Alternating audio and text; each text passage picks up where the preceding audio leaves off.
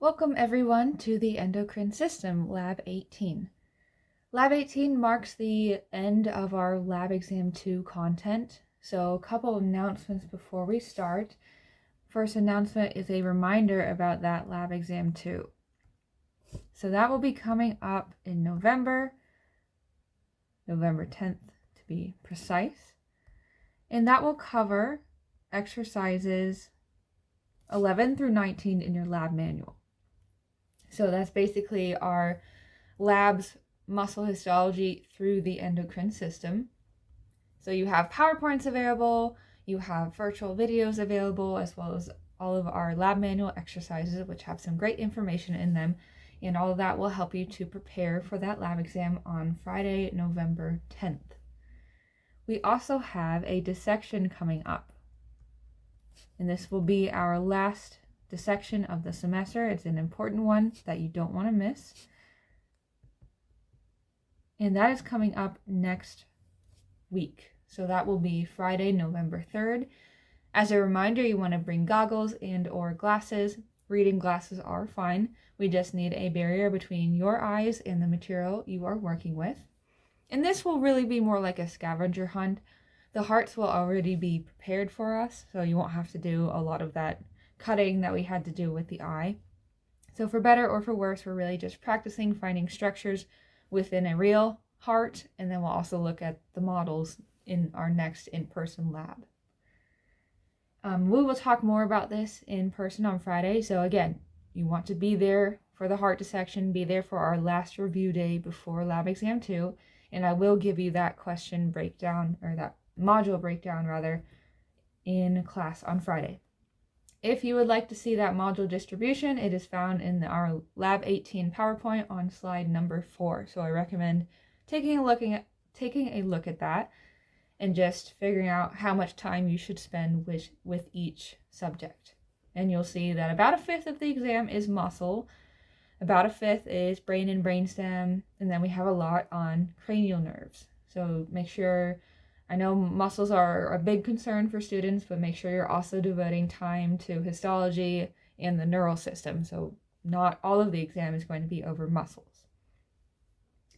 Couple big concepts before we get to the specific histology in these next series of videos.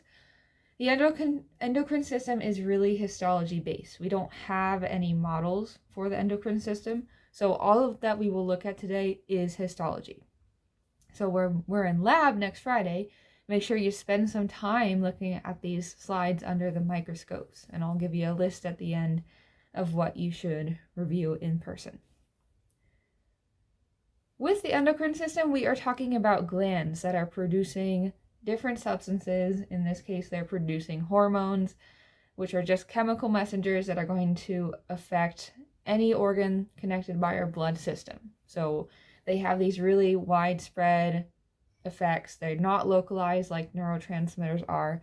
But whenever we deal with glands, we are usually dealing with cuboidal cells.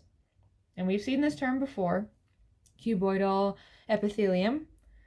Now we're just talking about cuboidal cells in general. So generally cuboidal cells, sometimes columnar cells, are going to make up most of the glands in our body. The endocrine system is no exception. So we're going to have a lot of different looking slides today, but I want you to recognize that the basic cell unit of each of these tissues is going to be the cuboidal cell. For example, in this slide here, this is taken from the anterior pituitary gland. So all these things are glands. What we have on the slide is a ton of cuboidal cells. And they're not cuboidal epithelium in this case because they're not lining lumen, but they still have that cube shape, roughly. They're roughly as wide as they are long. So I'm just circling some examples here. All of these cells are that cuboidal glandular tissue. Same thing with other structures like the thyroid gland. So what we see here is a cross section looking down on the thyroid gland. We haven't talked yet about these structures, but we'll get to them in a couple videos. But basically, if we zoom in here, you can think of this unit as a capsule containing fluid.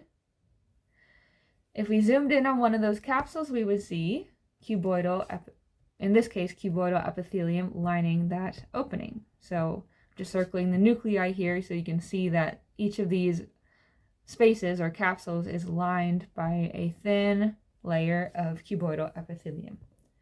So just a big picture to keep in mind as we work through those slides today. And then we have a couple vocabulary words that are need to know for lecture and for lab. And I apologize, my stylus is acting wacky today, so I'm going to do my best to draw for you guys. Maybe typing would be easier.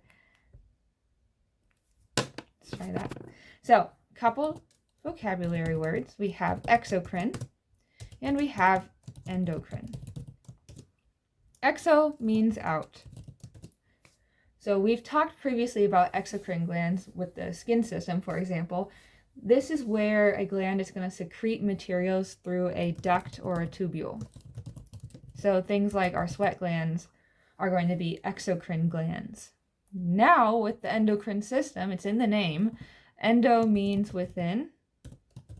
So we are going to be dealing with glands that are producing hormones that are secreted directly to the bloodstream. So there's no ducts involved. It's a pretty non-specific system where these hormones are released into blood. Downstream, they're going to have more receptor-specific functions. So I'm going to write down receptor-specific. That's really important to remember.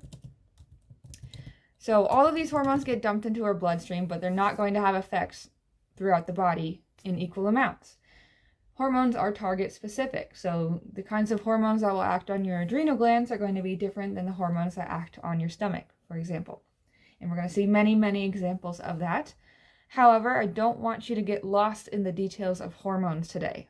Our focus is on identifying histology, identifying the structures you will see under the microscope. So I will talk about the hormones and their functions, but we're not going to go into detail about that.